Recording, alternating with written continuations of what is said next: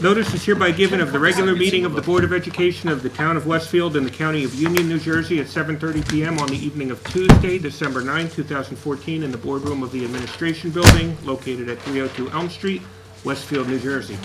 The purpose of the meeting is to transact the regular business of the board and to transact any other business to come properly before the board.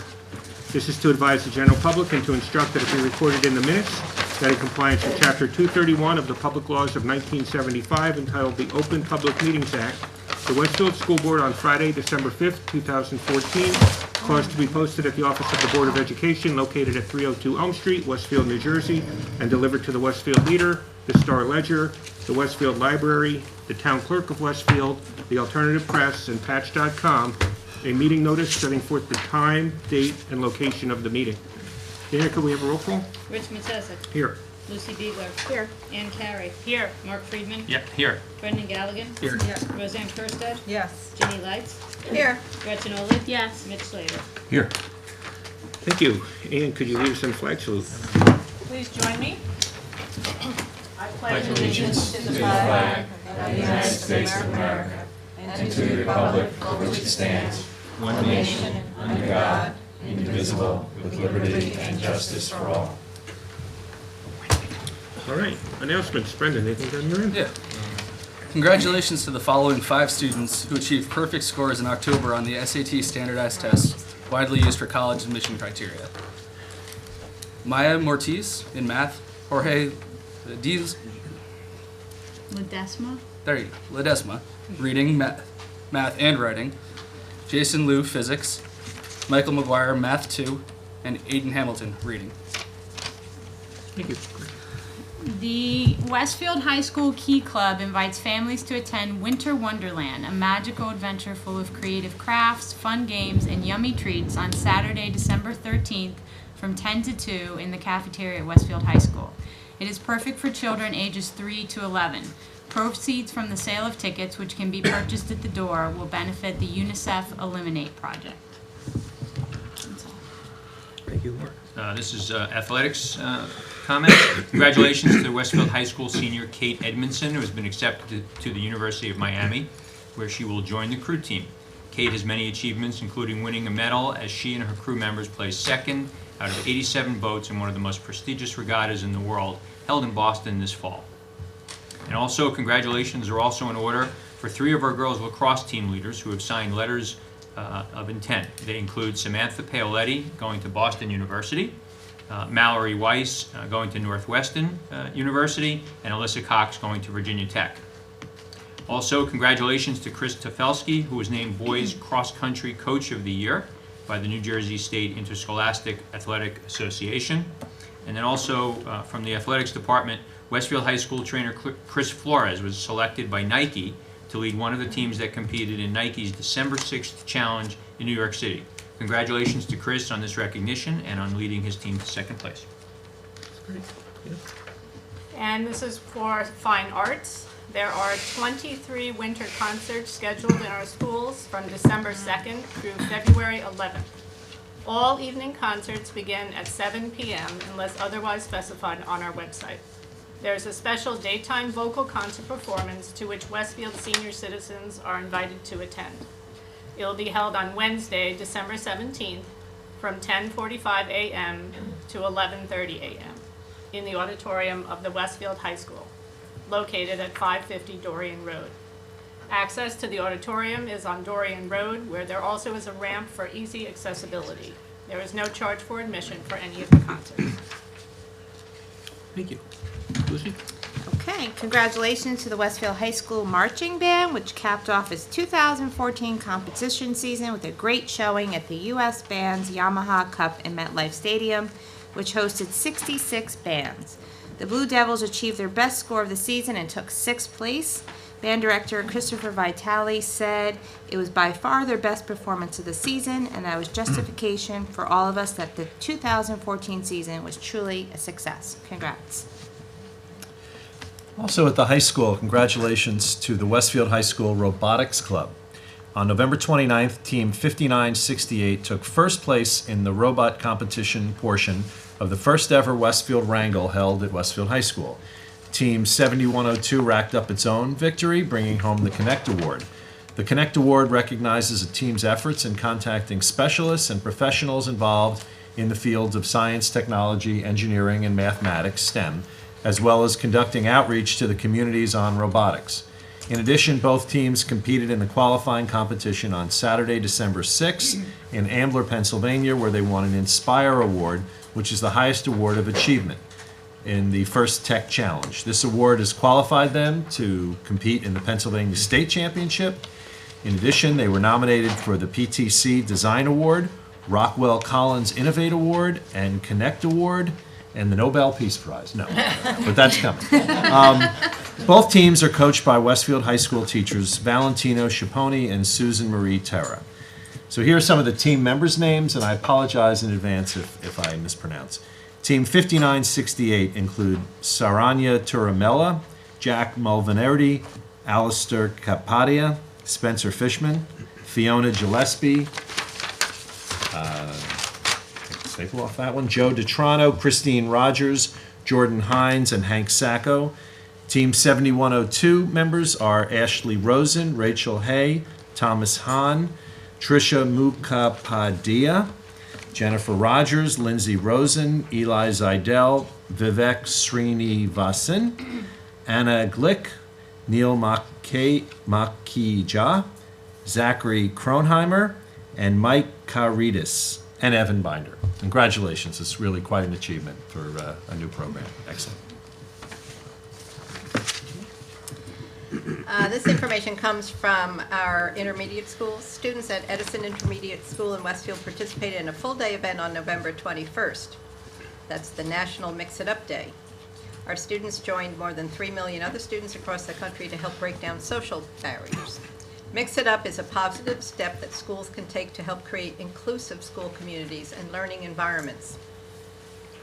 Our guidance counselors, Kerry Webster, Kimberly Lisnock, and Lori DeMuro, advised the student-run event hosted by the school's Student Government Association and a group called Teens Learning Respect and Compassion, TLRNC. The day included group discussions on why students should be motivated to get to know people on the inside, a viewing of a movie with an inspiring message, and lunch periods at which students were asked to move out of their comfort zone and sit with someone new, during which members of this group, Teens Learning Respect and Compassion, led icebreaker activities. We congratulate our students at Edison Intermediate School for mixing it up. Thank you. Girls Learn International. Tomorrow, on December 10th, which is International Human Rights Day, our RIS Girls Learn International chapter will host a free community event in the auditorium from 7:30 to 9 p.m. It will feature keynote speaker Soraya Sadid, author and founder of Help the Afghan Children. The event also will include inspirational speakers, poetry, music, and presentations from the RIS and Westfield High School chapters of Girls Learn International. And that's tomorrow at Roosevelt's Auditorium from 7:30 to 9 p.m. Thank you. Nothing? Okay. Our next Board of Education meeting will be held on Tuesday, January 6, 2015. It will be the reorganization meeting of the board, and newly elected members Peggy Oster and Chris Langhart and Mark Friedman will take the oath of office prior to the business portion of the meeting. Westfield schools will be closed from December 24th until January 4th and will reopen on Monday, January 5th, 2015. We wish our entire Westfield community a very safe and happy holiday.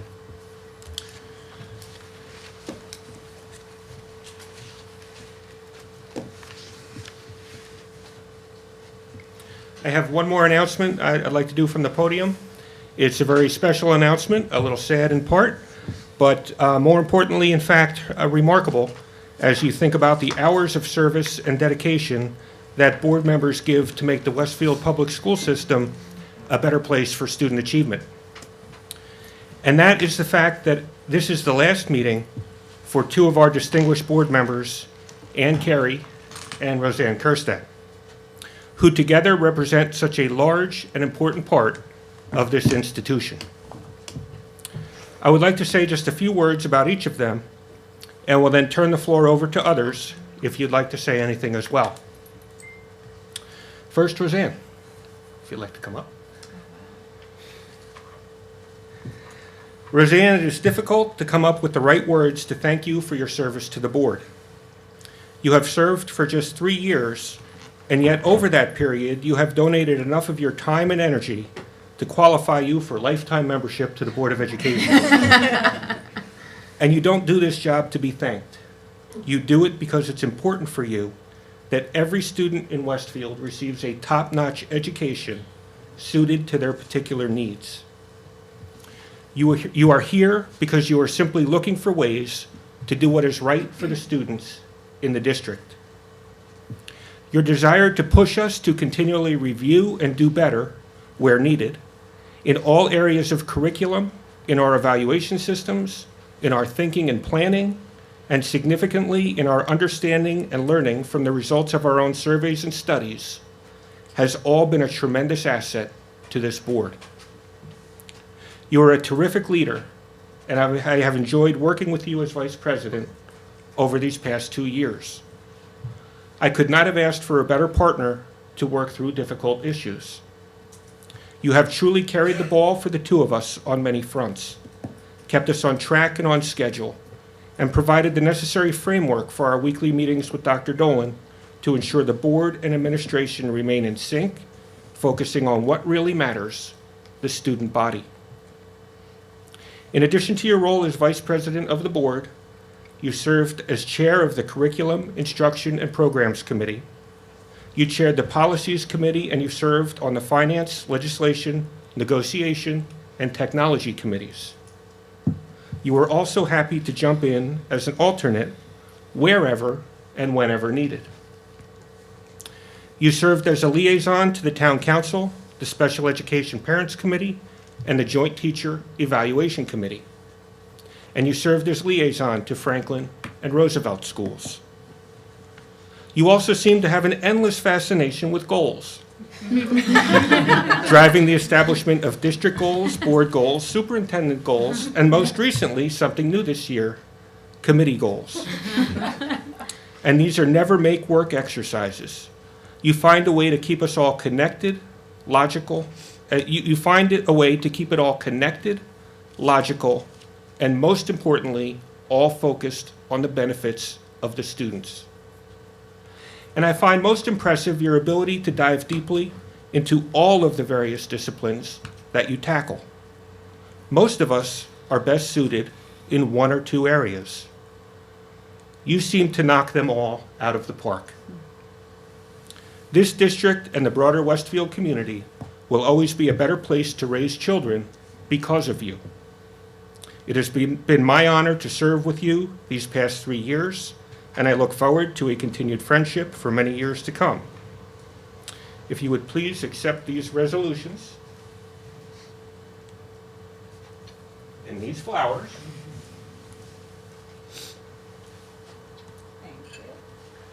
Which memorialize all of your important contributions to the Westfield Public School System, and the flowers as a gesture of our appreciation. Thank you very much.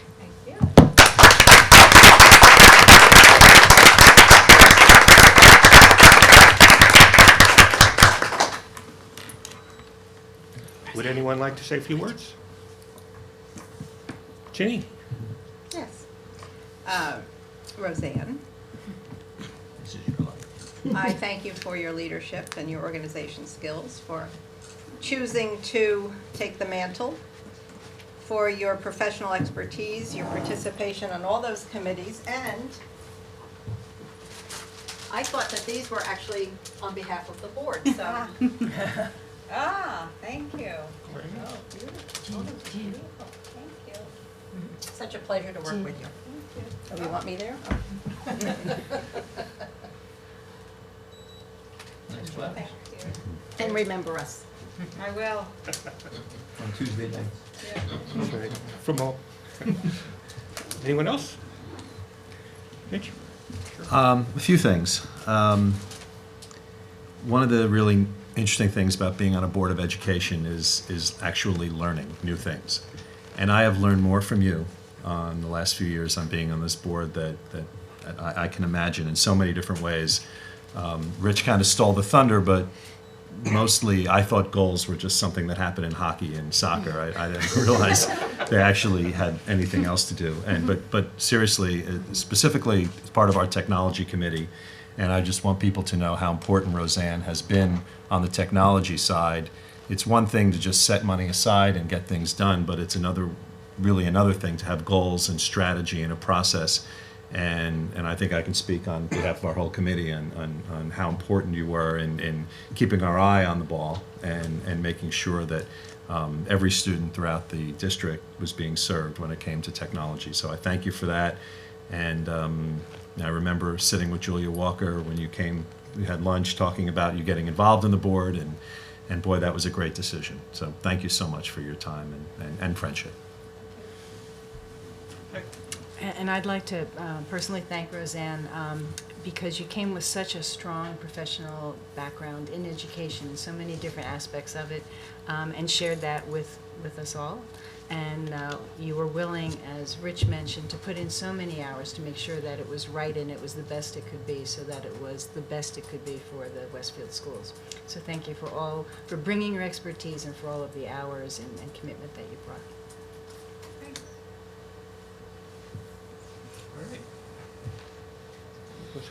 Sure. Would you like to say something? Sure. I would love to say something. Would you please? I don't have any goals, however. I should have identified goals for my little talk. When I ran for the board, I never imagined it would be for only one term. But as I've mentioned before, the time just isn't right for me and my family. So it is with regret that this is my final board meeting, and as such, I'd like to say a few words. Dr. Dolan. Okay, these don't work. They're not mine. I'll just have to go like this. Your dedication to this district is undeniable. Your consideration of all students and your commitment to continued learning sets the tone. Your ability to make sense of all the regulations and changes that come from Trenton is truly amazing. You do what it takes to get the job done while consistently keeping your focus on what's right for students of Westfield. So it is my honor to have been able to work with you for the last 3.5 years. And while it has been 3.5 years, there has been a lot of change, and we have done quite a bit. A few things is we've hired a new business administrator. We hired a new assistant superintendent of curriculum instruction. We hired a new assistant superintendent of pupil and personnel services. And this current team is really strong. They are smart and dedicated professionals who are moving Westfield's culture of excellence to new levels. So I'd just like to say a few words about each of those people I just mentioned. Dana, there are no words to express how appreciative and wonderful it is to have your expertise and your experience and your commitment here at Westfield. I value your point of view and am, again, so appreciative of all the work you have done thus far in the district. And it'll just be amazing to see what you could continue to do. Paul, all the way in the back. You have been busy too. Your first few years have been filled with new regulations, new standards, new curriculum, and new tests. You have approached each challenge with fervor and have accomplished amazing things, along with supervisors and teachers. The STEM work, the literacy work, the instructional technology work, and the park work. Westfield is certainly not resting on its laurels, which is in no small part due to the work that you have done. Just today at my last Roosevelt PTSO meeting, Mr. Carey was talking about outfitting the robotics lab and expanding its use to a STEM lab. That just wasn't being talked about 3 years ago. And then Barbara. Oh, I should really talk about Mike first because I mentioned him first. Mike. Well, your job is so much behind the scenes. The work that you do to support the children who are identified with special needs in this district and all of the support staff that goes along with supporting those students is really unimaginable and immeasurable in so very many ways. And we are really appreciative of your work and your openness and collaborative nature to work with the parents and I'm sure with the staff that you work with. So thank you. And now this is some more people in the administration I'd like to mention as well. Barbara, the work you do in this district also is immeasurable. From the administration of all the personnel to organizing the organization of the New Teacher Institute, the work with mentors, and as a facilitator of the Joint Staff Evaluation Committee. It has been wonderful to work with you in these varied capacities, and I look forward to working with you in other capacities, perhaps, in the future. Lori, you have been busy too. The tweets, the posts, the press releases. Would anyone even know what was going on without your efforts? The articles and announcements celebrating the district's students and teachers, that would be accomplishments, reminds us all of why what we do is so very important. And it also reminds us of the importance of offering many and varied avenues students have to excel and connect with the district. So thank you. And these people aren't here, but that's okay. Rosemary, Jean, Michelle, and Joanne, your support within the district does not go unnoticed. Your welcoming dispositions and ability to be flexible and put up with all my requests was really, really appreciated. And like I said before, while my time at the board has been relatively short, we have really accomplished a great deal. And I'm just going to highlight a few so you really get the nature of what I mean. We alleviated the high school parking issues. Remember those? Because we don't really hear them anymore, but we worked on that together. Implemented a new teacher evaluation system, integrated the new HIB law and regulations into our day-to-day, received another stellar assessment from CUSAC, dealt and are continuing to deal with PARC, the Common Core. We have a new website, a Twitter handle, and a Facebook page. We created and expanded the kindergarten wrap program. We've made countless facilities improvements, including roofs and the wireless infrastructure. We've brokered partnerships with the town and community organizations.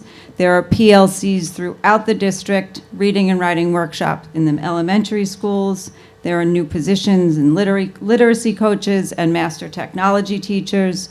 We have Mandarin, and we settled 5 contracts. The list does go on, but I think you get the idea.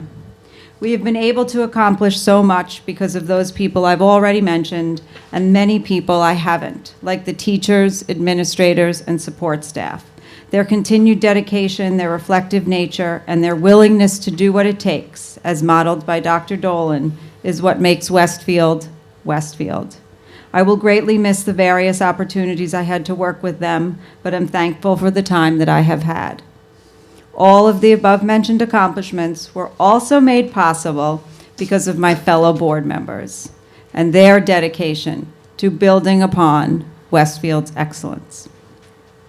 Lucy, your focus on individual students and your focus on their emotional well-being is so important, and I'm grateful for all the support you've shown me. I will miss our conversations about teaching and learning and hope you continue to reach out.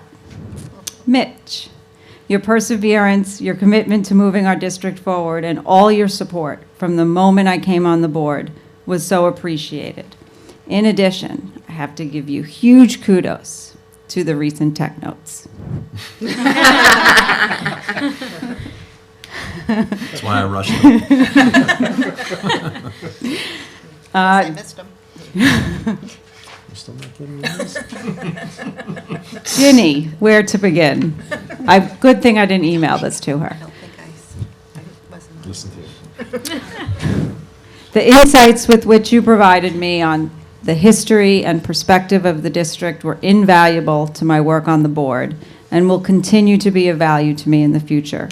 Your binder of information, your focus on process, your dedication to the district is so very significant, and I truly thank you.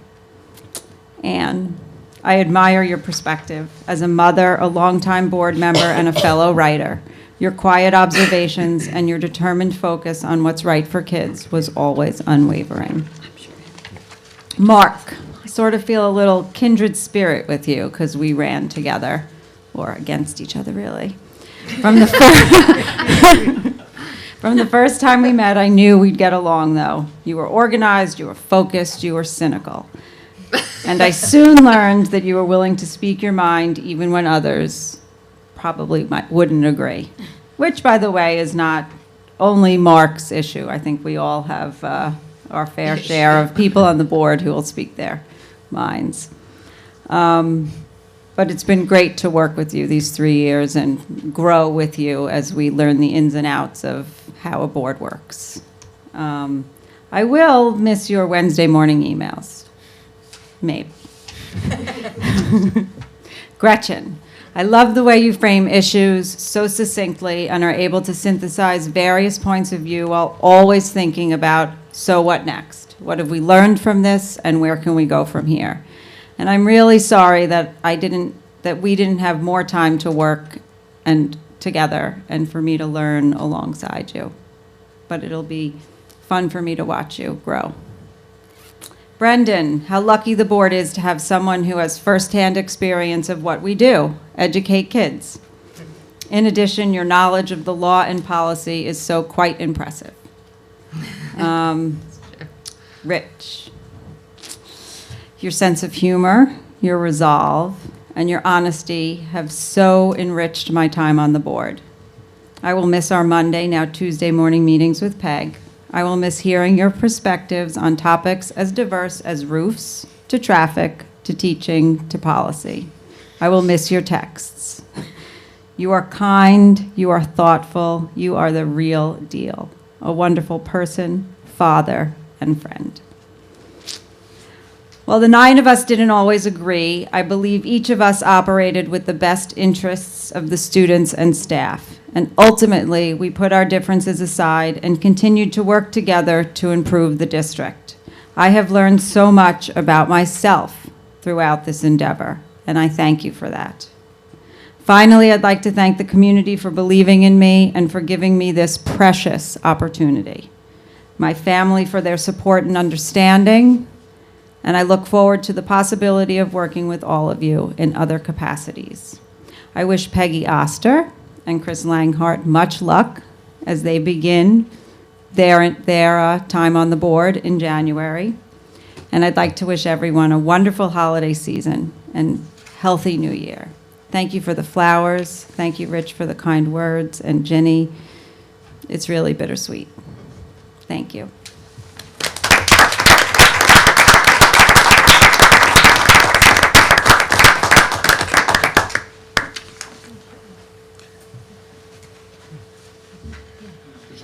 Oh, yeah.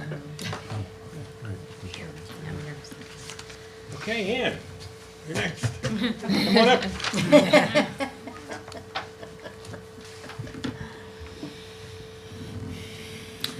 In 2005, Erin Carey joined the Westfield Board of Education, and by the time she leaves us, she will have served a total of 9 years, 3 months, how many days? Oh, I don't know, I thought it was 6 months. 2 days.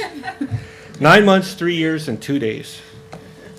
9 years, 3 months, and 2 days. But your contributions to the town of Westfield will not be remembered simply by the amount of time you have donated. Because there are so many aspects about you that we are all thankful you have chosen to share with us. Let me mention just one aspect of your contributions that has always been invaluable to the board. And that is your ability to see the human side of issues, to reflect on the impact that the board's actions will have on our student body, not as a body, but as individuals, and then to make your decisions informed by that perspective. That is a very powerful tool. You are clearly someone who defines a balanced budget, not simply by whether the revenues match the expenses, but by whether we are achieving the needs of all our students. A balanced budget to you means everyone is represented. Our young actors, our musicians, our student athletes, those with special needs. Indeed, any group having a cause and a purpose meaningful to them always seems to be worthy of your consideration and discussion. And as you have said, it is important to you that we help our students find a good balance between all of their undertakings while still just taking the time to enjoy being kids, because each child's path is different. And that dimension that you have brought to the board served as an important compass from one of the board's most senior and seasoned leaders. When you started on the board all those years ago, your kids were in 5th grade at Tamaqua School and 9th grade at Tamaqua. At the high school, 9th grade at the high school. And notwithstanding all of your commitment to the board, you somehow found a way to raise your family over the years, helping your kids to transition successfully through the district from high school to college, and with your older son, now out in the workforce. All without skipping a beat when it came to serving every one of the other 6,300 students in town.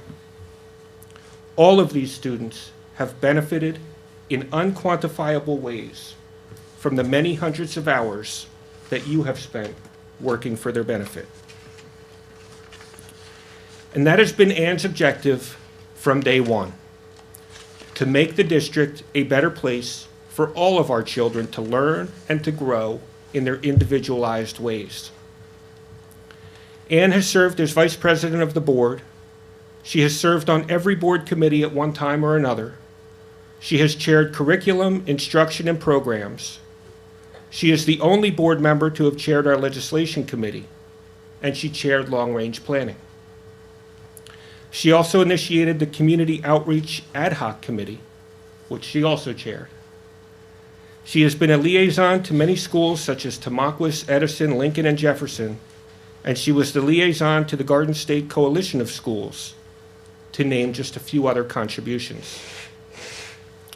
Ann also sat on several townwide committees, such as the Citizens Advisory Committee on Enrollment, the Bond Steering Committee, and the Strategic Planning Committee. Ann served under 2 superintendents and alongside 17 other board members.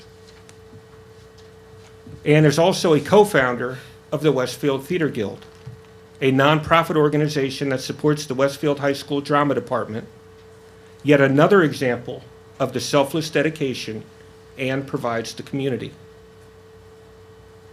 With that, Ann, it is a loss to all of us that you are leaving the board. But I am happy to have had the chance to serve with you, and I know that you will no doubt continue to selflessly use your talents for the benefit of others throughout our community. If you would please accept these resolutions, memorializing all of your important contributions to the Westfield Public School System. And please accept these flowers as a gesture of our appreciation. Thank you, Ann.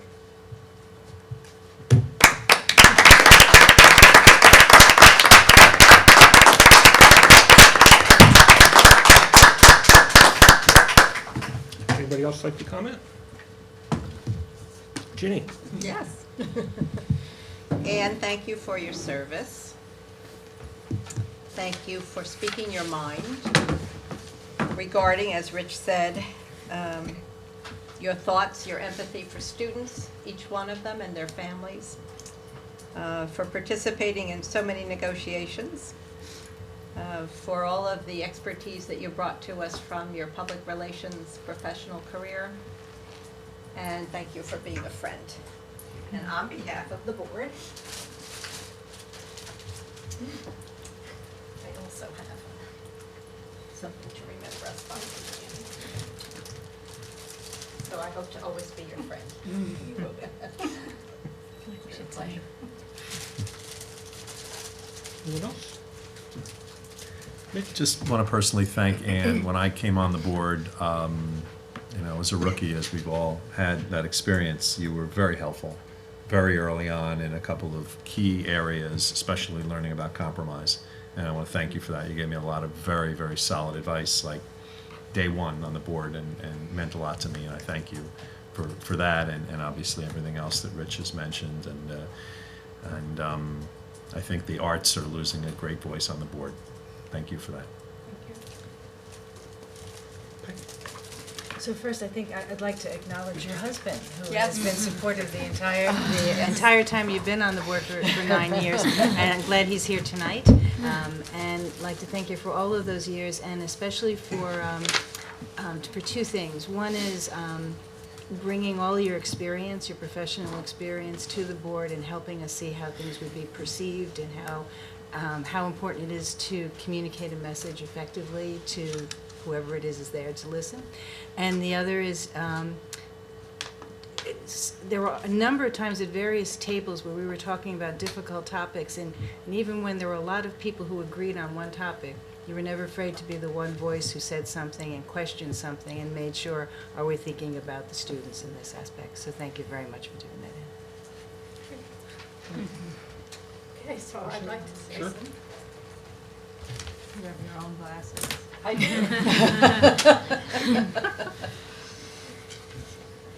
Well, thank you, Rich, for your remarks, and Ginny, Mitch. You haven't really made it easier for me because I've been a little weepy all day. And so I just have to say thank God for waterproof mascara. That's how I'm going to start out. So this chapter of my life is coming to an end. And when I thought about what I wanted to say tonight, I thought back to a barbecue that I actually had this summer. And a friend asked me if I was running for the board again. And when I said no, he kind of leaned in and he said, "So what have you accomplished?" And, I said, well, gee, I don't know. And Jane Clancy was there. I said, "I don't know, Jane, what have we accomplished?" We kind of hemmed and hawed, and we really didn't have a good answer. So over the months, I've thought about his question, and I guess the first thing that I would like to say that as a board member, you don't accomplish anything by yourself. As a board, I think we've accomplished a lot together over the 9.5 years. So the question becomes, what have I personally advocated for? And I've thought a lot about that, and I think the top 3 things that I have advocated for over the last 9 years are, the first thing would be our teachers. I advocated for a fair contract because I believe that the teacher is the most important part of the classroom. All of our teachers go beyond learning and grading and seek to inspire and care about our students. And this is really our core business. Secondly, through the years, I've been an advocate for small class sizes, especially in grades K through 2, when students are learning to read. As a matter of fact, my first vote on the board was a no vote. The night I came on the board, the budget was actually defeated, and Dr. Foley recommended not hiring 3 elementary school teachers, and that would raise class size. Now, back in the day, no votes were very rare. And I watched Dr. Foley kind of pull out his last hair as I cast my vote. And after that, I always did speak up for hiring more teachers when the numbers in the younger grades got to be over 22. And thirdly, as Mitch and Rich said, I have always supported fine arts because I believe that they are the magnet that keeps some kids connected to school. For those kids who are not passionate about academics or sports, they may find their passion in fine arts. And it is very often the first program that gets put on the chopping block when there are budget cuts. So a lot has changed since I started, but one thing has not changed. Ginny, we never got around to painting this room. And if you ever get it together and want to paint it, I will personally come back and paint it with you. Perfect. As I look around the room, actually the only people who were at my first board meeting were Ginny and Lori Korecki. And the rest of the cast has turned over a number of times since I got here. But I just wanted to say thank you to Ginny. When I first decided that I would run for the board, I remember I came to a board meeting and you and Ann Riegel asked me out to lunch, and we went out to lunch, and Ginny offered to give me her binder. Oh, wow. Now, anyone who knows Ginny knows that she has a binder for everything. And she pulled out this binder, and it had letters and invitations and articles, and it was like a roadmap for my campaign. So Ginny, I can't thank you enough for that. My pleasure. And Lori was sitting right where she's sitting now. Back in 2005, she was sitting in the same place. And Lori, I just want to thank you for everything that you do. We got to know each other through our work together on the Community Outreach Committee, which I chaired for a number of years, and then we worked closely on the Lincoln School bond and writing letters to the editor and just so many things. And I just want to thank you for your support throughout the years. Rich said I had served with 17 people. I think it's 18, but whatever. Who's counting? And when I think about each one of those people as individuals, there's one characteristic that I think we all share, and that is that we actually care about the community and the district and the students. You don't do this job for the country club atmosphere or the perks, and you don't even do it for your own kids, because as many of us I know, it's sometimes hard on our kids to be the children of a board member. We come out and we sit in this dowdy room week after week because we actually care about the district. And now for a list of thank yous, so please bear with me, and I apologize if I've left anyone out. First of all, I want to thank the community at large for having me serve 3 terms for Westfield. I want to thank my fellow board members, past and present, mostly for taking what we do seriously and for your thoughtful contributions. Lucy, for your focus on the middle child and your knowledge about the bullying law. Mitch, for your determination and all the snacks. Like, I can't look at a pack of Twizzlers without thinking about you. Ginny, for your ongoing passion. Rich, for your leadership. Mark, for your out-of-the-box thinking. Gretchen, for your honesty and your analytical approach to decision-making. And Brendan, for your youthful perspective. I also want to thank my good friend Jane Clancy. Jane, your passion for education, early education in particular, and your focus on the whole child always inspired me. I left Roseanne for last because I just want to pause a moment to thank you, Roseanne, for your service. Although you were only here for 1 term, I feel like you were here longer. From starting to review all of our policies, to your knowledge of curriculum and teacher evaluation, and your leadership as vice president, I know that you will continue to have a voice for the district. Now, on to other important people. The most important thing that a board does is to hire a superintendent, and I am proud to say that I was on the board when we chose Dr. Dolan, after a national search, I have to say. Ginny and I are the only ones left, I think, that served at the board at that time, and I think we did a pretty good job. I want to thank Dr. Dolan. I want to thank you for your dedication to the district. And I want to say thank you for putting up with us. You know, I mean, I just think your job could be so much easier if you didn't have us around. But I do think that we serve as your connection to the parents and to the community. And I think it's that push and pull between us that makes the district great. So thank you. I also want to thank members of the central staff. I want to thank Barbara, the eloquent presenter. I want to thank Dana. Dana, I really don't know what we did before you got here. I don't know how we functioned. Paul, for being a wonderful collaborator, and Mike, who has that rare combination of compassion and pragmatism. So thank you. I also want to say thank you to Rick Kaplow and Phil Stern, our attorneys, who are always there to support us. And there are just too many principals and supervisors, teachers, paras, custodians, secretaries to thank individually, but we do really have a great staff. And I also want to thank Dell from The Leader, who sits through our riveting meetings and covers us fairly. And last, I want to thank my family, my husband, Larry, and my sons, Charles and William. Larry was my campaign manager for the 2 contested campaigns I ran, and I wouldn't be here without you. Thank you. And thanks for eating all those cold meals I hastily left in the microwave. Charles is now working for Amazon in Seattle after attending the University of Chicago, and William is a sophomore at NYU, and they had a great start here. They had a great education. They're very successful. And when I told William that this was my last board meeting, he said, "Mom, you've been on the board half my life."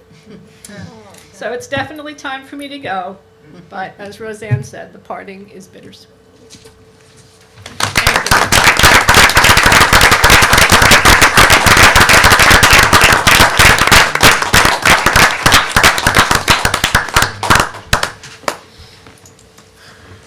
So much eloquence. All right. Thank you. Thank you. I would now like to recognize the public for agenda items only. All right, seeing no one come to the podium, we will move to the superintendent's report. Peg? We have 2 reports tonight, and the first one, we do have an audit report. I'll turn it over to Dana Sullivan to introduce. Sure. As you know, every year we are required by law to have an audit done by an independent firm. Hodgelick & Morrison is the firm that the board chose to do the audit for the 13-14 fiscal year. That is completed and it has been filed with the state. It was due on December 5th, and within a month after that, the presentation is required to the board. So Bob Morrison from Hodgelick & Morrison is here tonight to present the information. You all did get the 2 big books in your packet on Friday. Okay. Well, this is certainly not going to be inspirational or emotional. We don't have flowers for you. And that's good. Well, but the good news is it's not going to be anything even remotely close to bad news.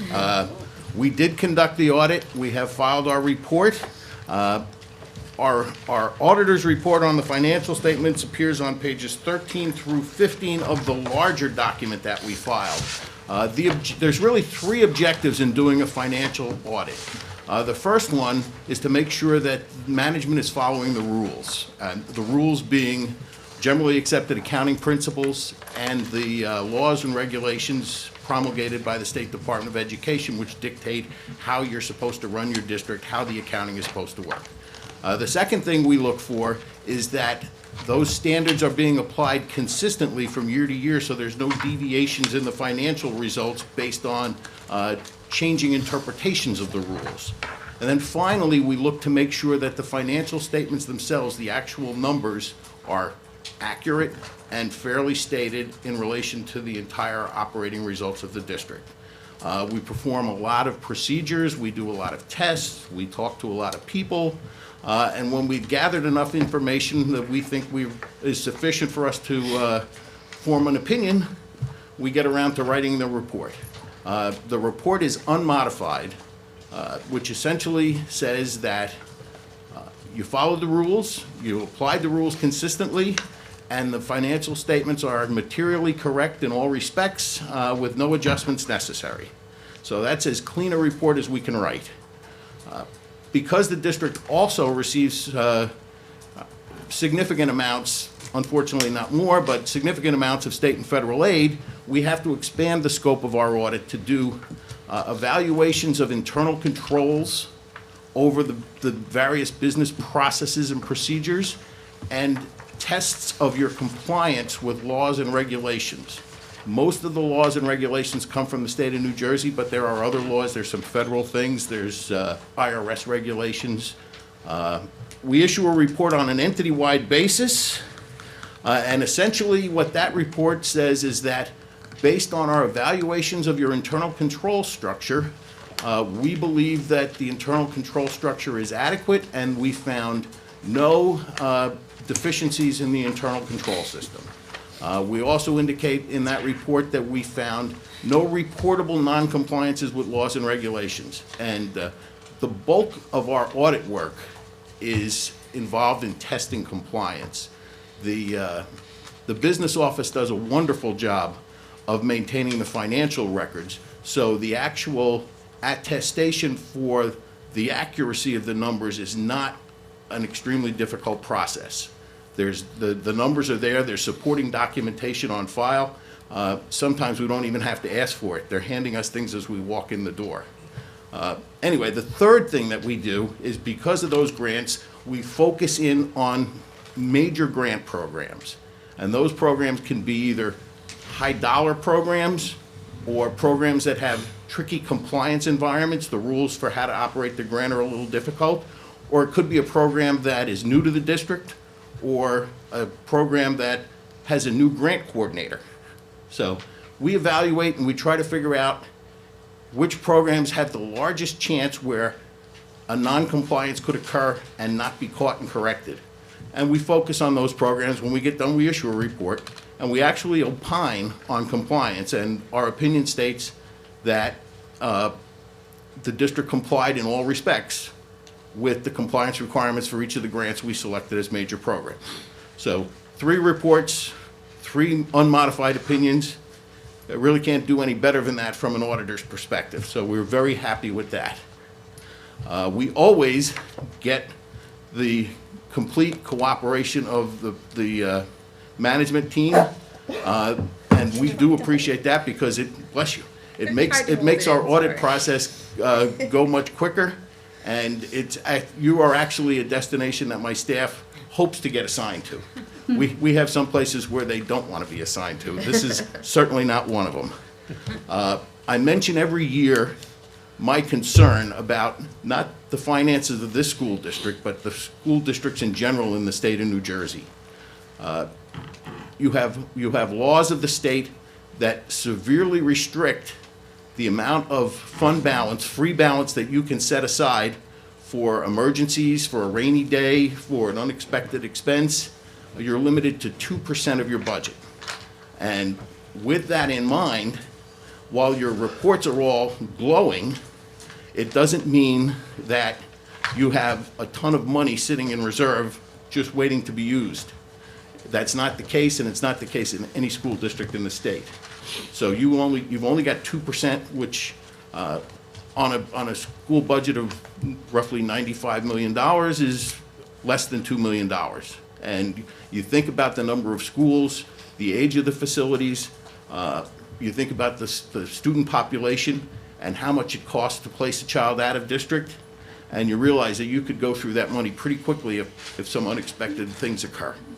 So as good as the audit process was and as good as the report is, you're not overly financed. In fact, compared to where districts were as short as 10 years ago, every district in the state would be considered underfinanced.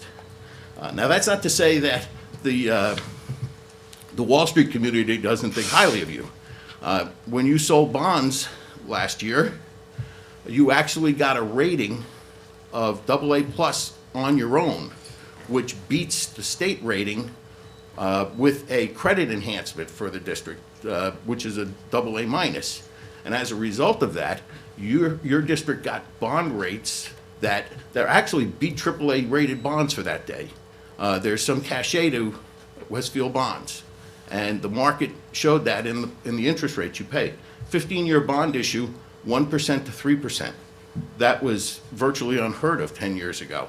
So the quality of the district, the reputation of the district ends up saving you money when you actually have to go to bonds. That's always a very good thing. Finally, we issue a auditor's management report, which summarizes some of the compliance testing that we do. We also, if there are any recommendations to be made, they would be made in that document.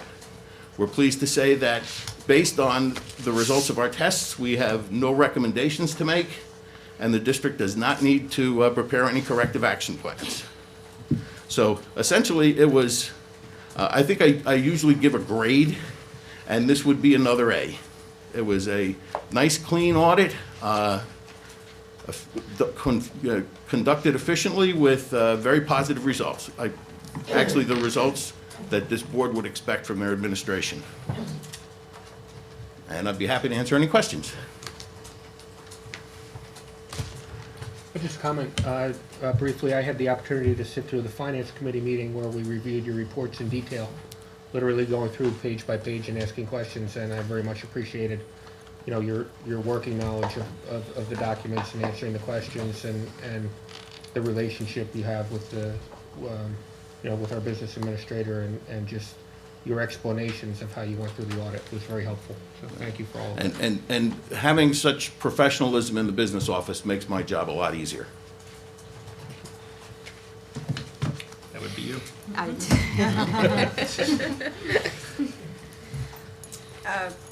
So what were the major areas of questions and the focus at the Finance Committee? Not being a member, I'm interested to know what the bulk of the discussion was. Well, one of the things that the Finance Committee brought up, and to be honest with you, I would have if they hadn't, is planning for the future. The environment that school boards operate in right now is a very difficult one, and if you're not careful in how you budget, you will not have the amount of resources that you need going forward.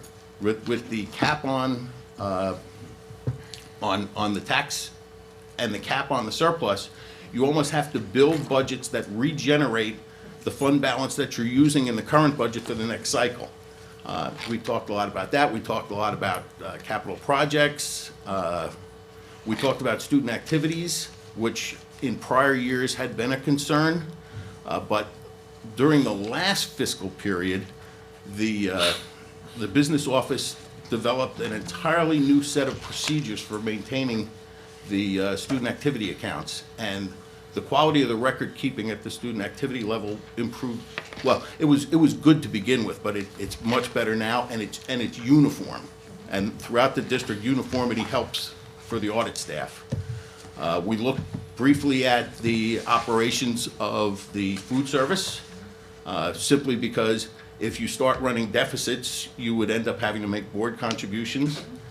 Even though you have a contract that's break even, the actual numbers that show up in the audited financial statements don't match their reports because their reports don't include things like repairs and maintenance and depreciation. So there are non-reported expenses that also factor in and determine whether or not you're financially break even, slightly above, slightly below. So with those additional expenses, we're still in You're the still black? running a slight profit, yes. Uh-huh.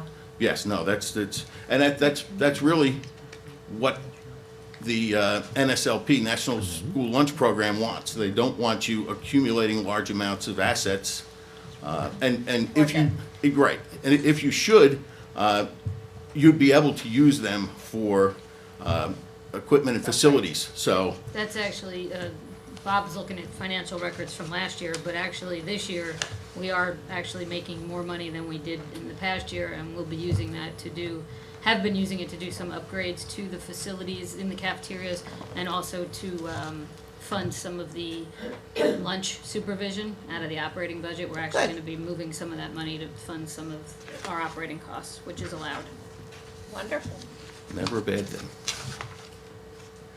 Yeah, okay. Anyone else? Good job, thank you. Thank you all very much. Good to see you again. Thank you. All right, and we do have a second superintendent report. I think I'll first introduce our speaker and then just give a short introduction, but he can walk up as I introduce him. So our assistant principal for Westfield High School, Dr. Derek Nelson, is here this evening, and we've talked before about the fact there's a new required state assessment starting this spring, and that's PARCC, P-A-R-C-C, PARCC.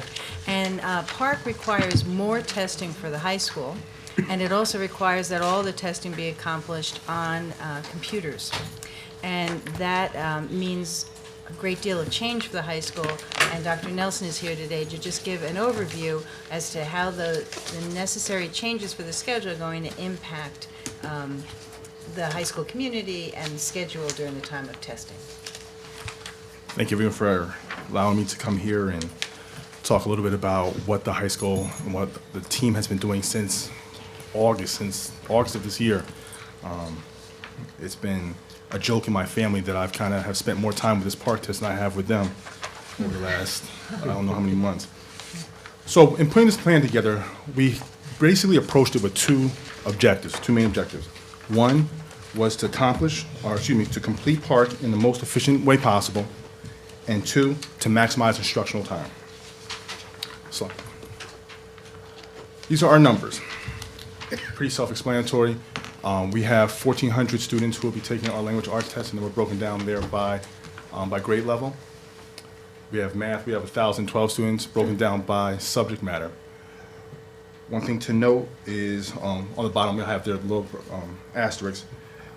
Equivalent courses for language arts are humanities and American studies. Math, we have intermediate algebra, which is equivalent to an Algebra 2 course.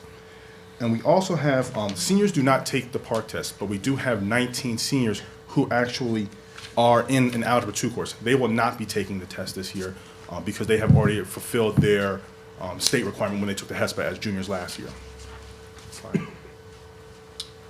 The model that we're going to be using to separate kids to accomplish the test, we're using a quasi-cohort model. Now, in this, students will be broken down into different cohorts. Math will have 3 cohorts, language arts will have 4. Math will be broken down to 2 cohorts of 337 students and 1 cohort of 338. Language arts will be broken down to 2 cohorts of 350 and 2 cohorts of 351.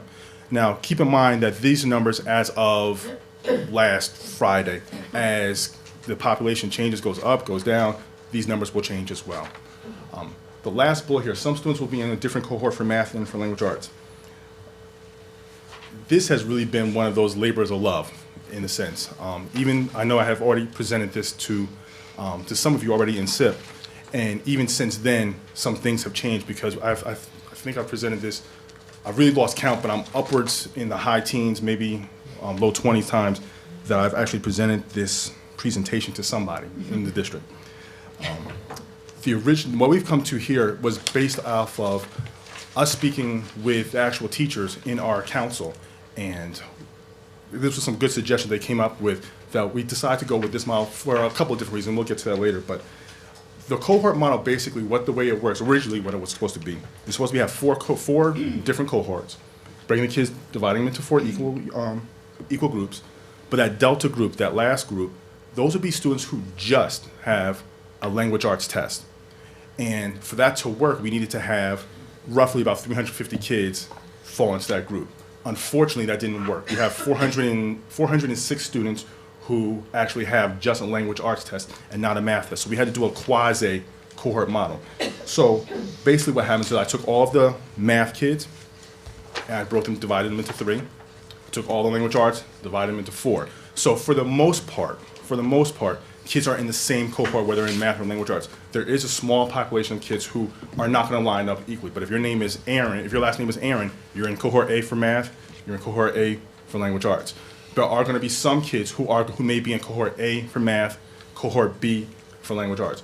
But we chose this way because the way that we had it previous when I had showed it to the SIP was that kids were broken down by periods. And we felt that by following by cohort, it would be easier for the kids to sit there and say, well, I'm in cohort A for math, cohort B for language arts, versus, well, I have math period 4 and language arts period 8, and they meet sometime here or sometime there. So this was a little bit cleaner for the kids, and we thought it would be a little bit easier for them to follow and be able to know where they're supposed to be at any given time. So that's kind of the gist there. Our schedule will run, the day will run from 8 to 3.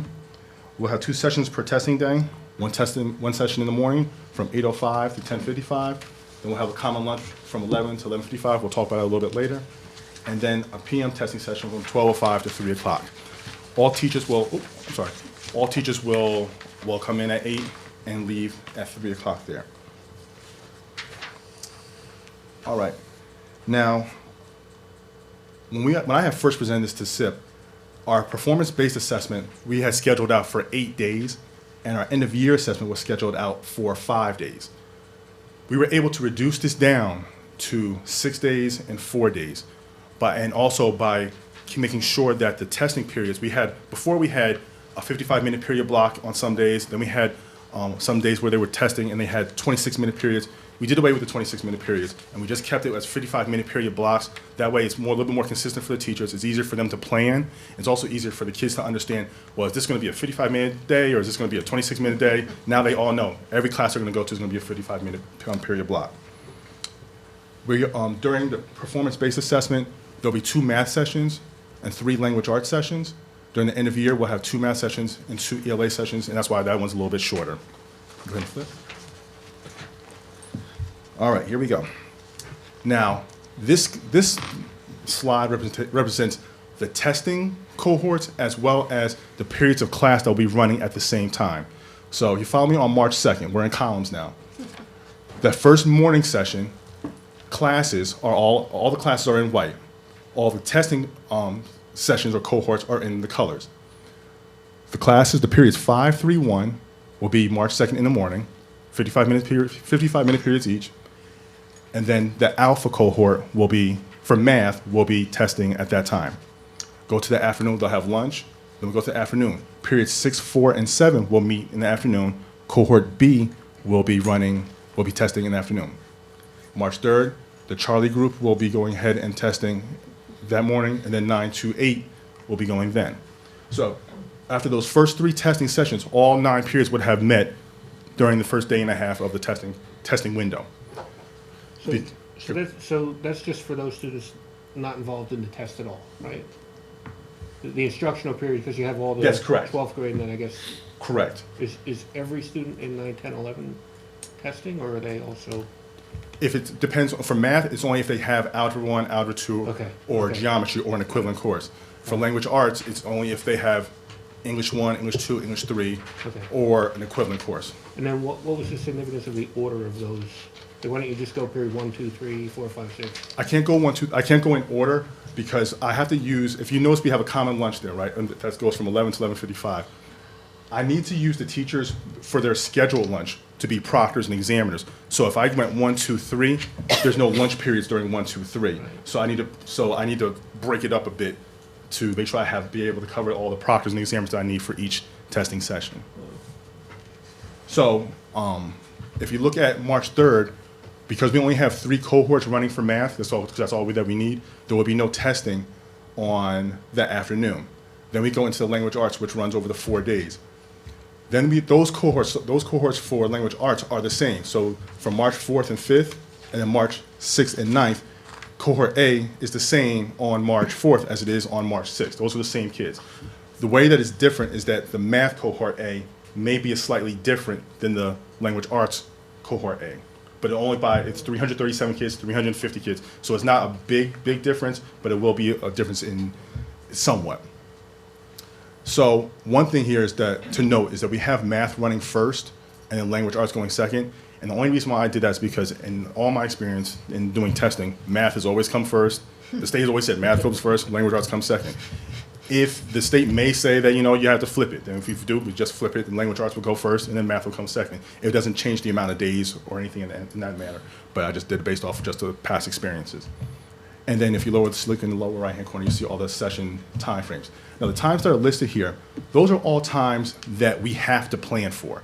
That's what the state says that you have to account for.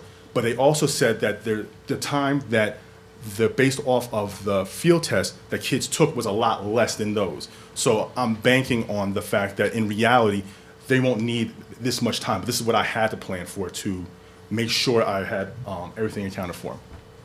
All right. One thing to note, sorry, can you go back one more?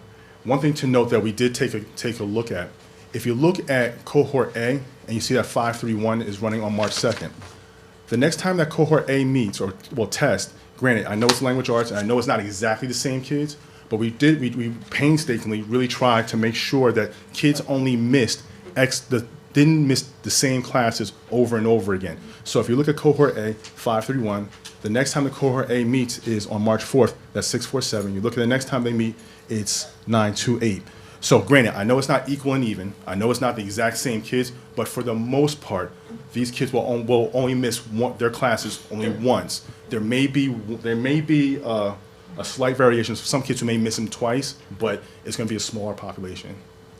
What about those students, seniors that aren't taking it but are only there in the morning and leave in the afternoon or vice versa? So they might be missing some periods. Everyone's supposed to be there is going to be there the whole day. They're going to follow the same periods here. So for example, if I'm a senior, let's take March 2nd for example, and I have class. If I meant like VOTEC. Oh, VOTEC. So if they're morning students or afternoon students, will they have what? It's the same thing as if it was HESPA. When VOTEC students had HESPA, HESPA trumped VOTEC.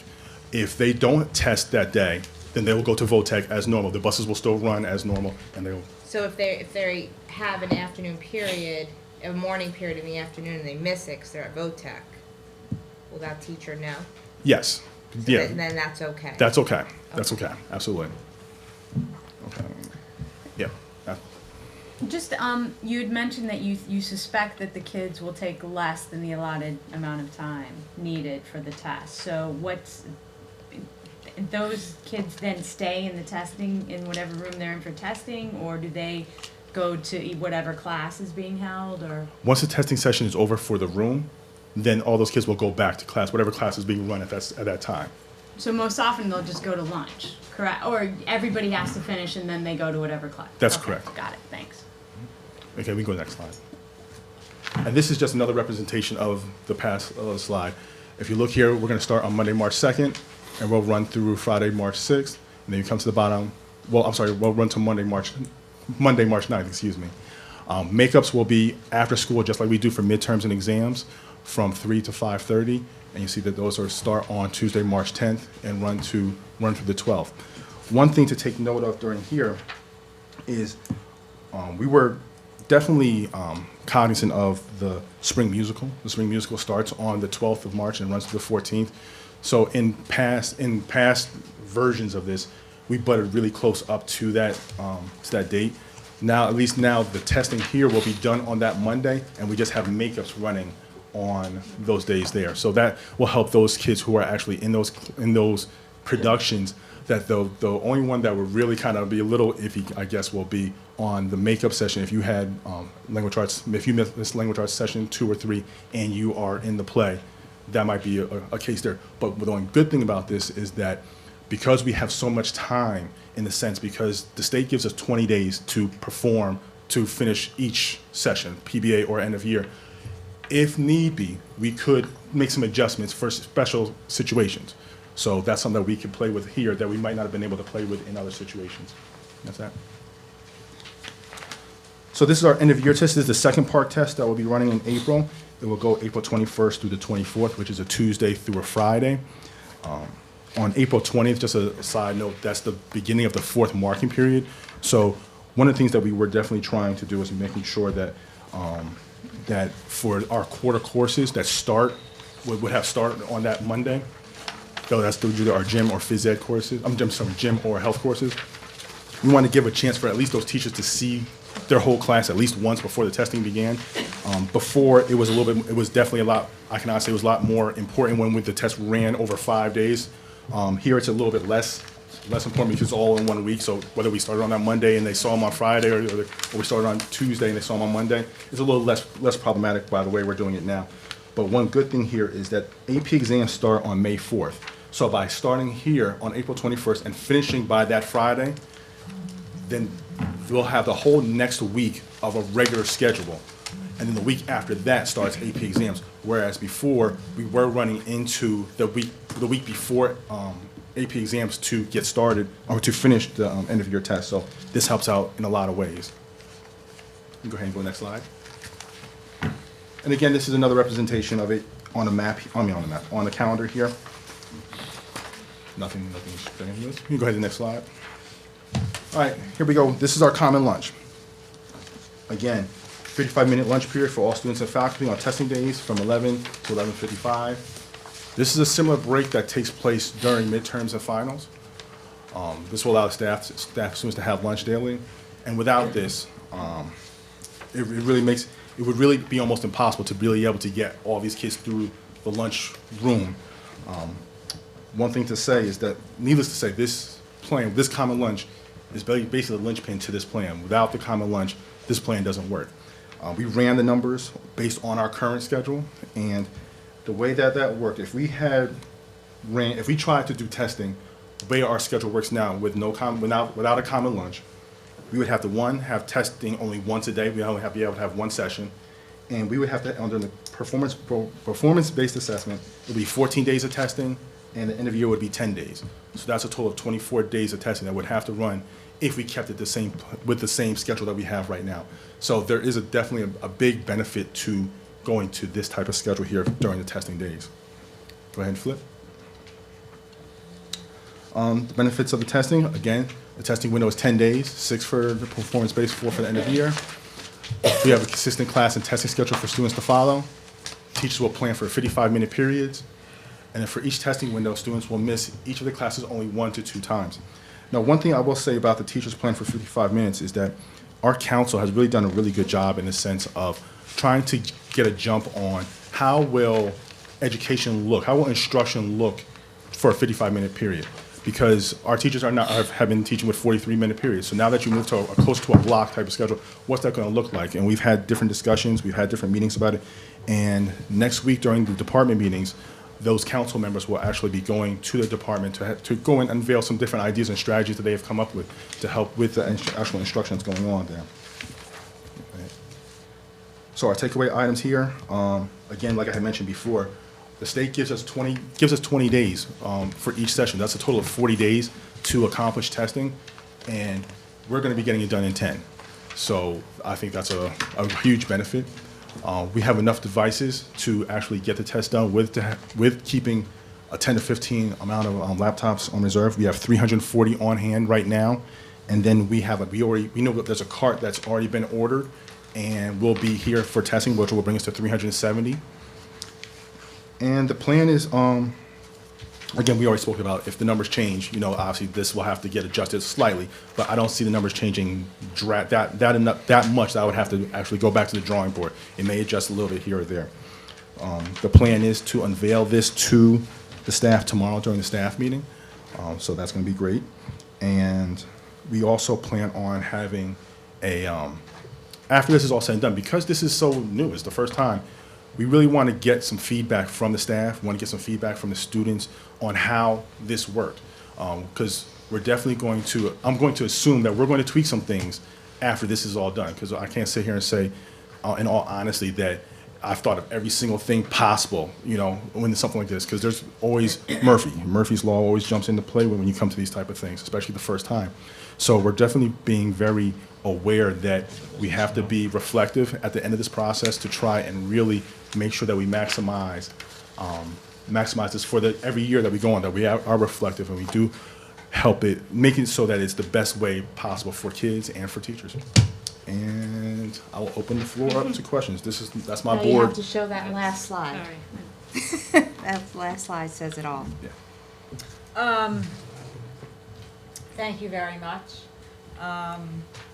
Really impressive. Yes. And I mean, just even from the SIP presentation to now, it's much tighter and cleaner, and so.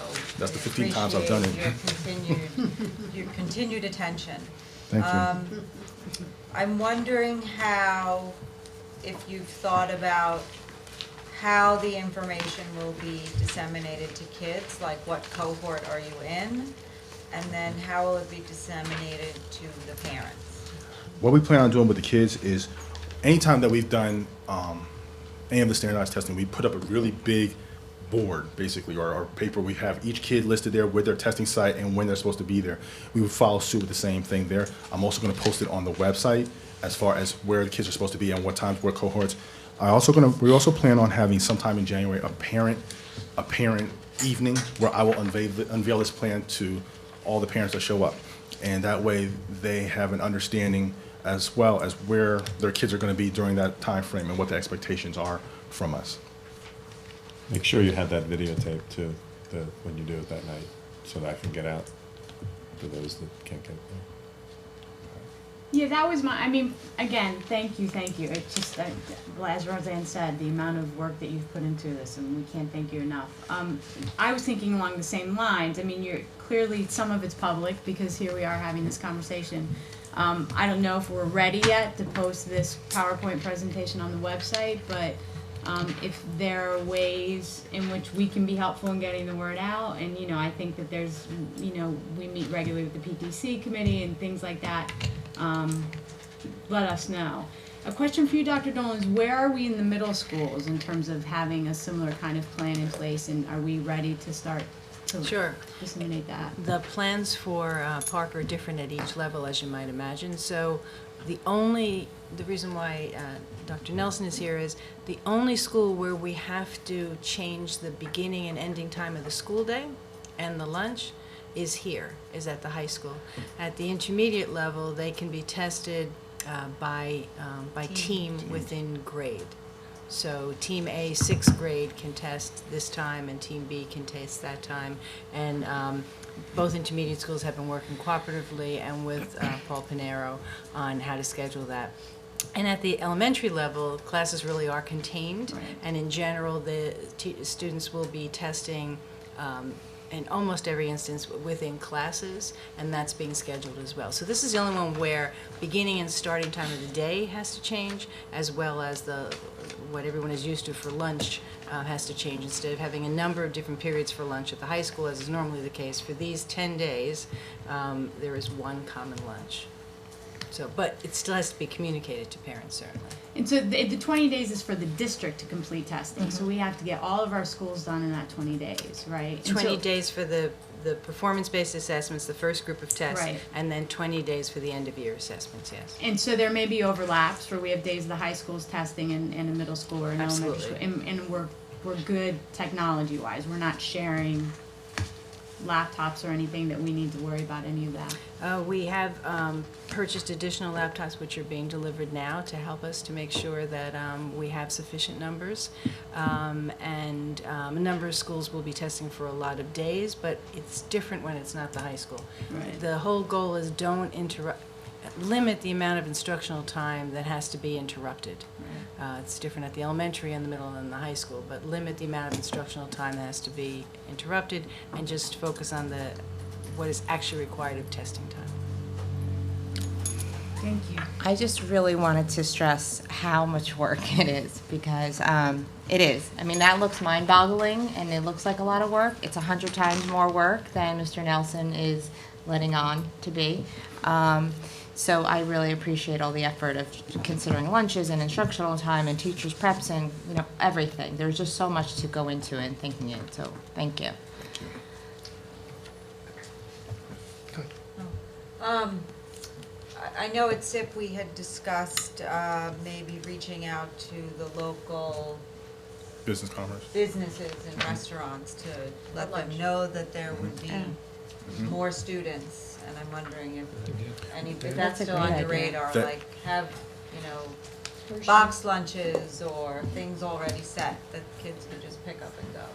We've actually spoken with our own, first thing we spoke about our own cafeteria Right. in the sense of just how that is going to look as far as lunch is going to be concerned, because the kids can't have the necessary same lunch type Right. of thing because they won't get through lunch as fast. So we definitely talked about an altered type of lunch. And as far as the local businesses are concerned, we definitely have talked about putting a notice out to the businesses and the commerce and all that type of thing, and we definitely are. That's the plan. We're waiting till after. Yeah. Yeah. I also just thought of something we might need to address parking and maybe have parking, the crossing guards or something there if everybody's, Right. it's still just the juniors who would be leaving, because seniors aren't taking it, and the juniors are always open lunch, so that shouldn't make a difference. Yeah. Take that back. Don't the sophomores have? Yeah, I thought Yeah, but they would have cars. They don't. Oh, but more people Well, will there be might be crossing the parents street. driving. Might be Yeah, parents, right. so it might be something to consider with the crossing yes, guards. if we could absolutely. talk to- Notify the town, yes. Because we can't feed everybody in the cafeteria. Sorry, Mark. Okay. First of all, I just want to reiterate, thank you so much for the presentation and all of the time that went into this. It's mind-boggling just to think about what a logistical exercise this was.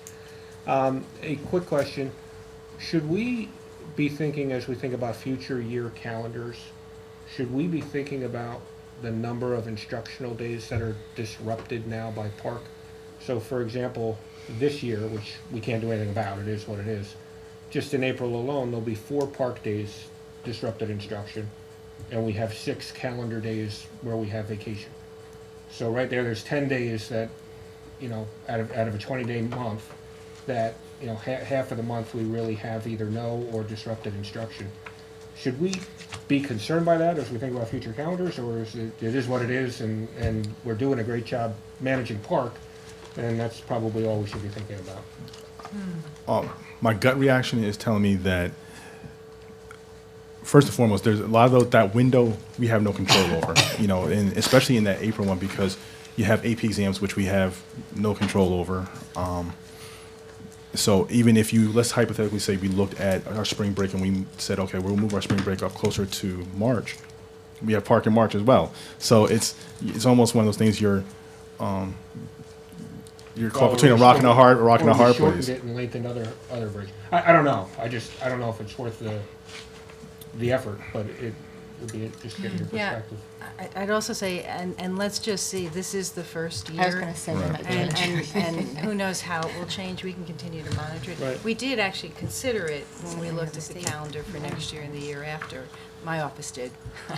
My office, it did, and looked at it and how it would go within the window. But you're absolutely right, because there are so many days, and the high school is one thing, you can limit it to 10.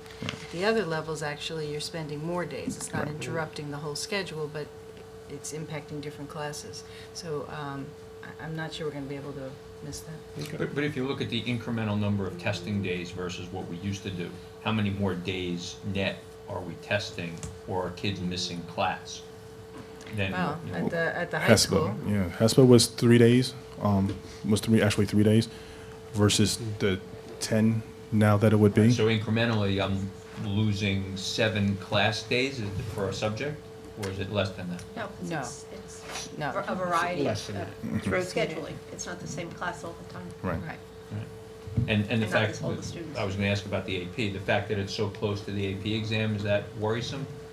That, kids would be, I mean, It's actually back in August. I do believe the administration from the high school was on the phone with Trenton discussing that very topic. We absolutely were. We talked in August. We had a phone conference with Barry Ehrlichson, who is our testing guru for the state. And one of the things in our conversation, she had brought up that they moved originally. The end of year test was supposed to start April 27th, which was actually that week before AP exams, and maybe about 3 weeks later, after our conversation, they decided to move it up 1 week. Now, I can't say that was based on our conversation, but they probably had it with other districts as well. But they heard our mouth about it, and so it changed. They actually moved it up a week to help high schools not conflict as much with AP exams. But I'm sure that as this goes forward and Park's not going anywhere, they're going to have some type of conversations as far as how this is going to look as a schedule. Because, I mean, in my opinion, totally my opinion, having a test in March, having another test in April, it's at the high school level, having a test in March, having a test in April, having AP exams, having biology exam, and then having finals, it's a lot. It's a lot, and something has to kind of give, in a sense. Some districts are getting rid of finals. Some districts, yeah, that has been something that's been in the paper. I mean, it's one of those things that you kind of let's try this first year and see what happens. Let's see what happens before we, throw the baby out with the bathwater. Let's take a look and see how it looks first, and then we can then once we do it, we can actually have some type of data to say, all right, this makes sense. This did work. This didn't work. Versus a knee-jerk reaction in a sense. Maybe they'll move the end of year to May. So it's actually towards the end of the year? Yes. How about that? Yeah, But, how about that? but don't forget, we also have the state biology test that would be a conflict with them as well. And that's a whole nother animal, that test. So, One more question. Yeah, please. Oh, okay. To the degree that we have any incremental cost to the district, so we heard about additional computers and all. I'm assuming that we're funding it all and that there's no incremental benefit from the state. Just putting it out there. You're assuming correct. Okay. And let me be clear, Why would they? the laptops that we ordered were budgeted for. Okay. Okay, so they were part of the plan, and we waited until we'd have the latest laptops. There's a new group coming out, so we waited to order it for that reason, but it was part of the budget. But just Planning one it. thing that is not a cost to us, but it is a revenue that we're not gonna get, and it's just an FYI. We had a guaranteed surplus on our food service this year, and I Yeah. believe it was like $120,000. that's gonna be impacted, because for those days, they can't serve lunch the way they had planned to serve lunch. So we will not get that guarantee anymore. It will be less than that because of the impact to the lunch program. So it's not the end of the world, but it is a cost to us in a different fashion. Maybe they'll get more. Doubtful. No, they're losing efficiency. You said you're talking to the staff tomorrow. Have you already talked to the WEA leadership in terms of, I'm sure you have. And so they're on board in terms of what the additional changes that are going to be required to teacher schedules and commitments and. Yes, ma'am. Great. I've already spoken. I spoke with Ms. Schumacher, and Ms. Schumacher and our reps in the building to go over the plan before I had even brought it up to anyone up here in Elm Street, because I just wanted to make sure that it was definitely, viable and it made sense to teachers. So yes, absolutely, and it was contractually okay. So absolutely. I just want us to be aware of and thank you for the tenacity that you exhibit, but also the early start and the iterative approach that has continually made refinements and corrections. I think we have to take note of the fact that it sounds like we will be tremendously well positioned by the time this actually happens. And an undertaking of this magnitude is, as we've noted, not to be taken lightly. So we do owe you our thanks, and thank you for continually being willing to go out and shop the information, because the more people who have a chance to know it, understand it, think about it, the better refined it will be. Thank you very much. And I hope that your activity and your process can serve as a model to others who are undertaking something of this magnitude in the future. So, Thank you. thanks. Thank you. Good job. Great. Thank you very much.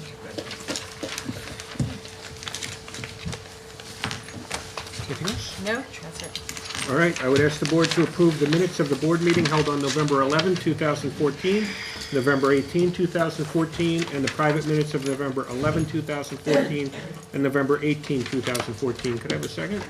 Jenny, thank you very much. Any comments or questions on the minutes? All those in favor? Aye. Any opposed? Any abstentions? All right, thank you very much. We'll move to personnel. Mark. I'd like the board to consider personnel items numbers 1 through 21. Numbers 20 and 21 are on an addendum at your table. Second. Mitch, thank you. Any questions? Dr. Dana, please. Rich Mukasey. Yes. Lucy Beegler. Yes. Ann Carey. Yes. Mark Friedman. Yes. Brendan Galligan. Yes. Roseanne Kursted. Yes. Ginny Lights. Yes. Gretchen Olig. Yes, I abstain as to number 19. Mitch Slater. Yes. Anything else, Mark? No, sir. Thank you. Facilities, we have a facilities meeting this Friday morning at 8 a.m. We do. Nothing else, right, on facilities? Okay, long-range planning, Ginny? Yeah. Long-range planning met on December 2nd. We had the opportunity to review the questions that were potentially to be used for a community survey. The community survey is the first step in our preparation for a strategic plan, and it allows us to gather community input to base our conversations and information that we use to develop a strategic plan. So we reviewed the survey that had been developed and given out in 2009, and had long discussions of the types of questions, the focus of the question, the tone, and also the breadth of the questions that were going to be covered. So thank you to the committee and Lori for the preparation in bringing us the information. And we, at this point, are looking forward to the potential for actually having a survey conducted in, not before February, kind of in the February-March timeframe. That's correct. So we will be bringing more information forward as to the more specifics on that. So will the board get a chance to take a look at more specifically the conversations about the questions that was discussed at the table? I mean, it's a board survey. I don't know You mean about the the questions conversations yourself? of the questions, but certainly once the questions have been edited, some research is still being done. We asked for some information to be researched about one of the topics and the kinds of questions that were asked. Laurie's going to look into what other districts have done to gather some of that information. Right, there were a number of them where we actually would like to keep them the same as it was so we could make comparisons, but then there were also topics where you didn't want to do that, where the topic had changed. There were questions that we had asked years ago that we don't need to ask anymore. They're not really relevant. And as you just said, Ginny, there were a few where we think we need to ask it, but we didn't particularly like. When we looked at the data we received last time on one or two questions, the data wasn't helpful. So how else can we ask? We thought the sentiment of the question was important, but clearly the way we asked it didn't get us the data. So we're looking at those. Yeah. But yes, I think as we move forward, probably in January, we'll be ready for a follow-up meeting from a committee point of view to see what the survey starts to look like, and we can share it with the board. Absolutely. Yeah. Not you two. But share it with us We'll send you a anyway. copy. But oh well. We'll include you as a participant. Oh well. Yeah, and I wasn't really asking for me, I was just asking. Of course, I understand. Random questions. Anything else? I know, yeah, I don't know that we have a meeting scheduled yet. Thank you, that's it. Okay, thank you. We'll receive Policies, notes. Gretchen? Yes, I would like to ask the board to approve for first reading the 2015-16 and 2016-17 school calendars, which are attached to the agenda. Can I have a second? Jenny, thank you. So I think as I set forth in our committee notes, the district talked a lot about, next year we have a late Labor Day, so September 8th. So Dr. Dolan and her staff, and then the committee in turn talked a lot about the implications, getting all of our days in, and then what that did to graduation. So we're going to try something different. We're going to try to have the 2015-16 and the 16-17 calendars both have a Friday 3 p.m. graduation, which is something that we have not done before in the district. So conversations have been held with the high school, and the alternatives, which some of the other districts are doing, were looked at, which would mean starting before Labor Day or ending much later in June, and they just were not attractive alternatives to the committee. I don't know if you want to speak more specifically to them. You probably are more familiar with what the calendar looked like from those other districts who were starting significantly before Labor Day. Right, I think your summary is a good one. I think there are two districts so far who they have the students coming in the Thursday and Friday before Labor Day, the teachers coming in the Tuesday and Wednesday before Labor Day, and then the students the Thursday and Friday. So you have to weigh that against. And then there was another district, at least one other district, that went into the very last week of June, and that we have found our community really does not support in the district. And, sorry, just so I understand, and this is because that Thursday wouldn't be 180 days? Right. That Thursday would be at 180 days. But you need but our contract calls for 181 days for students. And so, I mean, as you can imagine, a lot of the conversation was about, if we do a mid-afternoon graduation, I mean, we talked about everything I'm sure you've talked about more, you know, where's the sun, how hot is it gonna be? You know, When are do we have enough thunderstorms? time to call it if the weather is poor? You know, we talked about the fact that most of the thunderstorms actually happen kind of around the 6 o'clock time when we do hold graduation, so we're hoping to avoid that. I mean, I think that we all have to be prepared for the fact that, you know, not everybody's gonna be happy, but it is, and change is hard, but that this is an attractive alternative. It actually allows, I was at a PTC meeting and we kind of talked about it very informally with the understanding that the board hadn't considered it or voted on it yet. And, you know, this would allow graduates to actually have dinner with family before they then go to the bash, which is something that typically hasn't, the time frame has been much more crunch for graduates who want to go to the bash and have family members in town. So we're going to give it a go. That's at least what the committee is proposing, that we try it for the 15, 16, 17 year.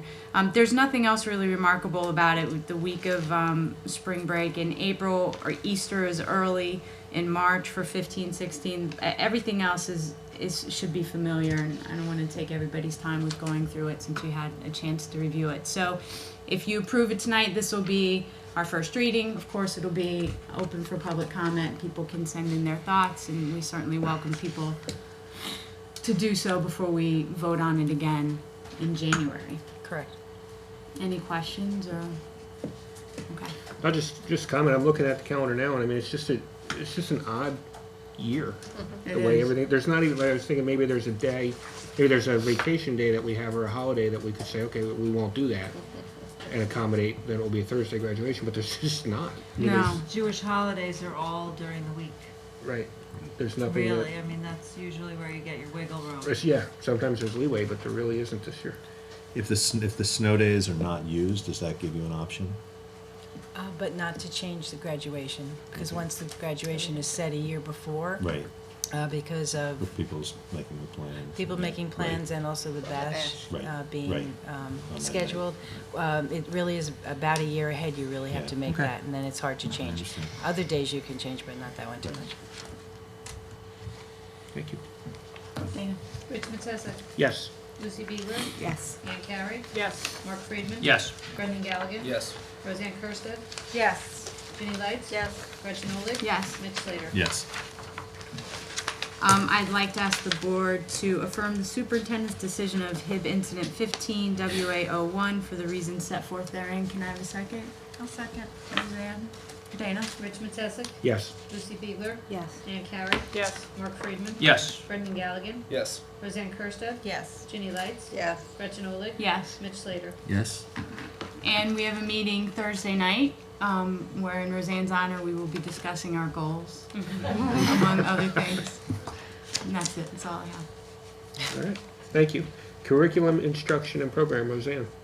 I'd like to ask the board to approve item number 1, the district field trips as per attached. May I have a second? Thank you, Ginny. Any questions or comments?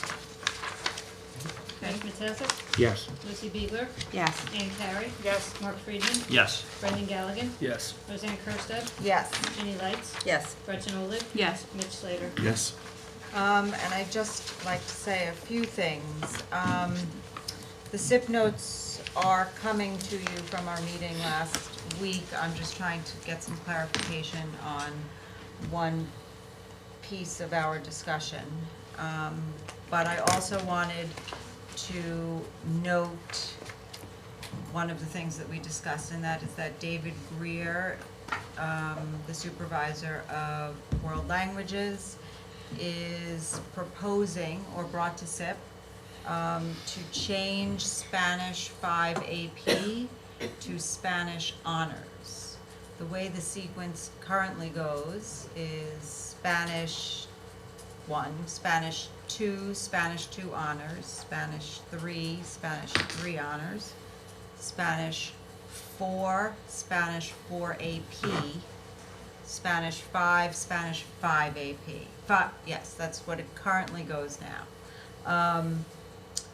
Students have been, first of all, enrollment has been declining over the past 4 years in the 5 AP class, and the rationale that it is declining is because colleges are only accepting one AP language class in the same language. So if you have an AP French and an AP Spanish, they would take that, but they won't accept 2 AP classes in one language. So the students are taking the AP class, which is conversation and culture, language and culture, At the 4 at their level. junior year at the 4 level, and then opting not to take the 5 AP, Literature. which is literature and culture. So he is hoping that, and he thinks of because students want to continue their language. They just don't want the heavy lifting of the AP class necessarily, and then not taking the exam. So changing it to 5 honors instead of 5 AP, and there are some other benefits to that. One being that students are more easily eligible for the seal of biliteracy if they take the AP class in their junior year. And he is hoping that that sequence, if we approve this sort of change, which we don't have to approve right now, but we will have to approve when they write that curriculum, that French will have a similar sequence to the Spanish. Are there any questions? And SIP does agree with his recommendation to do that. Okay. Thank you. Finance, Mark. I'd like the board to consider finance items numbers 1 through 21. 21 was on an addendum at your table. Second. Ann, thank you. Any I have a couple of points. Yeah. Your last second. We have a couple of donations gifts I'd like to mention.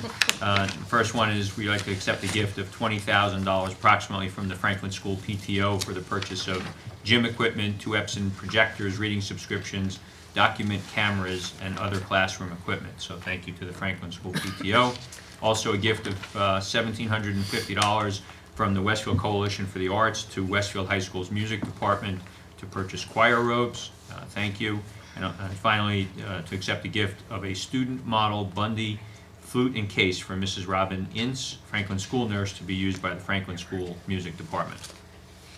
Any questions? Dana, please. Rich Matesic. Yes. Lucy Beegler. Yes. Ann Carey. Yes. Mark Friedman. Yes. Brendan Galligan. Yes. Roseanne Kerstead. Yes. Ginny Lights. Yes. Gretchen Olig. Yes. Mitch Slater. Yes. And then we had a meeting that was referred to before, where I guess that was 28th, it was Friday morning. There's notes out on that, and as we talked about tonight and was identified in the notes, a good portion of the meeting was to review the work that the auditors did, and then we did have a discussion about fund balance that existed at the point in time that they did the audit, which was June of 2014, and then what our funds and maintenance reserve and capital reserve will look like going forward, based upon the projects that we have in place from facilities to get done between now and the end of the summer. So more to come on that. That's it. All right. You want to jump back for a second? If we could just jump back to SIP for 1 minute. I'm sorry, I forgot to mention that while getting rid of that Spanish AP class, we'll take away an AP class in the high school as one of the SIP goals.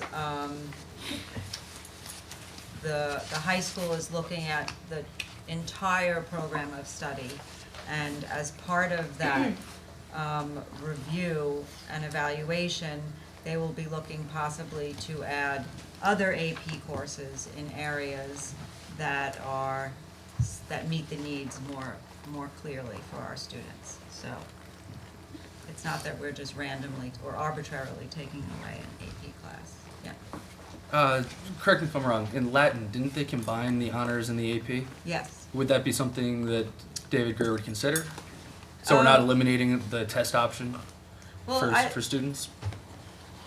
The thing is that the kids aren't taking the test. Ah. One student took the test last Okay. year out of 22 who were in the class. Gotcha. And now this year, only 10 students enrolled in the class. So the students aren't taking So we're not the taking away an exam. option that Right. they're not executing. Right. Gotcha. Right, and a student doesn't have to be enrolled in an AP course Right. to take an AP exam. Right. I mean, it often makes sense because of the content, but you Right. don't have to, you can opt to take one. So I just wanted to mention that. Well, one question under finance. Dana, when do we typically allocate the amount we're going to put in the fund balance, in the capital account or the maintenance account? The amounts that we put into the maintenance and the capital, we do that at the end of the year. At the end of June? At the end of the fiscal year. Well, what happens is, we approve a resolution in June saying that Up to. up to a certain amount. Right. And then because our books are not closed on June 30th, it Right. takes us a couple of months to actually close the books. Right. So then in the fall, like September or October, We is came when back and actually approved put the actual amount. Okay, right. good, thanks. Well, you don't actually approve that amount because you've already Because we're approved the up to. right, but we just note it, okay. Right. Thanks. Legislation, Ann. No report. Thank you. Technology, Mitch? Yeah, I have a couple of notes from our recent meeting and a couple things I just want to highlight tonight. At our recent meeting, we had a presentation on Edline, and I just wanted to focus on that. One of our master technology teachers, Janine Gotko, talked about the activation emails and how that has been going, and it's going fairly well. We're actually up to around 70% of folks that have activated their actual Edline account. And one of the things that there seemed to be some confusion about that I think is really important is understanding what the difference is. What is Genesis? What is Edline? What is Honeywell? And the district has put together, I think, an excellent few pages on that on our website. And what I would recommend folks do, what Janine had suggested, is that parents go directly to the Parents tab on the district website, and then they'll get that Edline link and they'll actually get the page that will show very specific kind of a FAQ, so folks can understand exactly that Genesis is the district student database, for example. Everything from schedule information, report cards, grades. Edline is the Westfield District's new website, all right? Interactive, and they can understand more about that.